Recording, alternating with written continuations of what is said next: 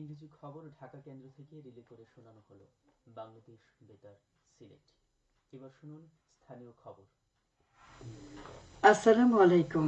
আজ সোমবার 22 আশ্বিন 3রা রবিউল সানি 7 অক্টোবর। বাংলাদেশ বেতার সিলেট সংবাদ পড়ছি শিমুল আক্তার। জাতীয় জন্ম মৃত্যু নিবন্ধন দিবস পালিত হয়েছে গতকাল। প্রতি বছরের মতো এবারও স্থানীয় সরকার বিভাগ এবং ইউনিসেফ বাংলাদেশের উদ্যোগে সারা দেশের মতো সিলেটেও দিবসটি পালিত হয়। 1873 সালের 2রা জুলাই ব্রিটিশ সরকার অবিভক্ত বাংলায় জন্ম নিবন্ধন সংক্রান্ত আইন জারি করেন।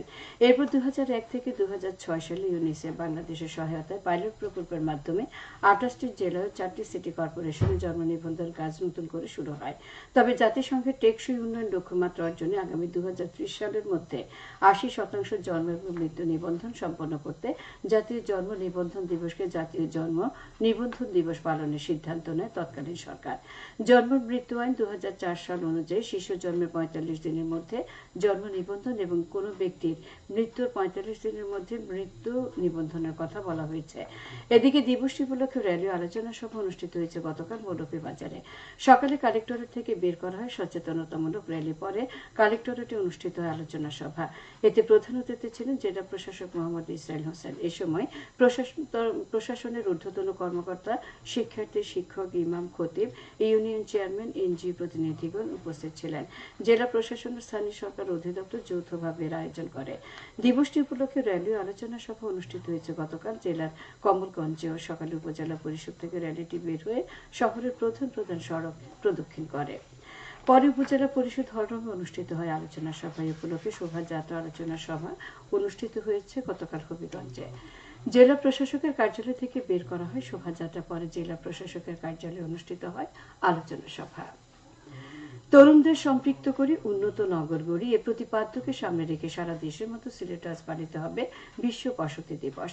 প্রতি বছর অক্টোবরের প্রথম সোমবার সারা বিশ্বে দিবসটি পালিত হয়।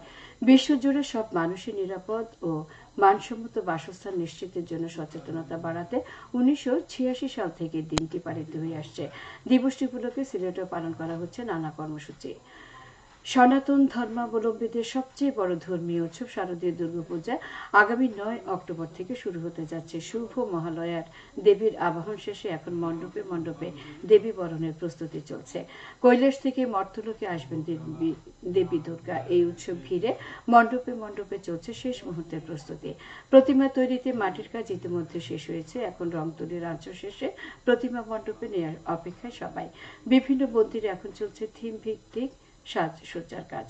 সায়ংকালে ধূপের ধোঁয়া, ঢাক ঢোল, উলুধ্বনি আর কাঁসর মন্দিরের সঙ্গে ভক্তি মন্ত্রে মেতে উঠবে পূজা মণ্ডপ। আগামী 9 অক্টোবর মহাষষ্ঠী পুজোর মধ্য দিয়ে শুরু হবে দুর্গোৎসব।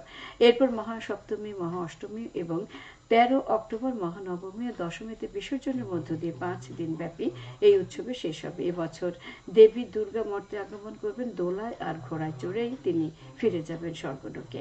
এদিকে সিলেটে দুর্গাপুজো উপলক্ষে আইনশৃঙ্খলা পরিস্থিতি স্বাভাবিক রাখতে প্রশাসন কঠোর নিরাপত্তা ব্যবস্থা গ্রহণ করেছে। পূজা মণ্ডপগুলোতে নিরাপত্তা নিশ্চিত করতে গোয়েন্দা সংস্থা, র্যাব, আনসার, ভিটিবি এবং পুলিশ নিয়মিত পরিদর্শন করছে। এবছর জেলায় 441টি এবং মহানগরে 154টি পূজা মণ্ডপ তৈরি করা হচ্ছে। পূজার নিরাপত্তা ব্যবস্থাপনা নিয়ে সিটি কর্পোরেশন সহযোগিতা করছে। দুর্গাপূজা উপলক্ষে আইনশৃঙ্খলা কমিটির বিশেষ সভা অনুষ্ঠিত হয়েছে গতকাল মৌলভীবাজারের রাজনগর উপজেলা পরিষদে। এতে প্রশাসন ও আইনশৃঙ্খলা রক্ষাকারী বাহিনীর ঊর্ধ্বতন কর্মকর্তা, বিভিন্ন রাজনৈতিক দলের উপজেলা পূজা উদযাপন কমিটির নেতৃবৃন্দ, মুক্তিযোদ্ধা, শিক্ষার্থী, গণ্যমান্য ব্যক্তিবর্গ উপস্থিত ছিলেন। পরে উপজেলার 137টি পূজা মণ্ডপের মধ্যে 5 কেজি করে চালের ডিও এবং উপজেলা প্রশাসনের পক্ষ থেকে সার্বজনীন 75টি মণ্ডপে 20,000 টাকা করে অনুদানের চেক হস্তান্তর করা হয়।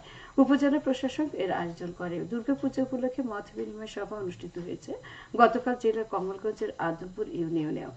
দুপুরে ইউনিয়ন পরিষদের উপলক্ষে আয়োজিত আলোচনা সভায় প্রধান অতিথি ছিলেন ইউপি চেয়ারম্যান মোহাম্মদ আফজাল হোসেন। সভায় ইউনিয়নের 10টি সার্বজনীন পূজা মণ্ডপের সভাপতি, সেক্রেটারি, ইউনিয়ন পরিষদের সদস্য, গণ্যমান্য ব্যক্তিবর্গ উপস্থিত ছিলেন।